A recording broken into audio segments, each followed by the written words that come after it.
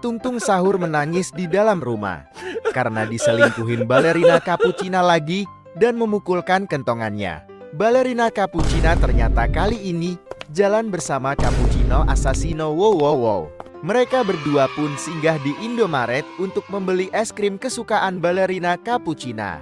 Tung Sahur pun datang menghampiri mereka dan marah kepada Cappuccino Assassino dan akan memukulnya. Cappuccino Assassino pun lari terbirit-birit karena mau dipukul oleh si Tung Sahur. Tung Sahur pun mengajak balerina Capuchina untuk balik ke rumah dan akan membelikannya es krim besok. Cappuccino Assassino pun menangis dan melaporkan Tung Sahur ke ibunya. Terima kasih telah menonton video ini. Silahkan like, share, dan subscribe untuk video anomali selanjutnya.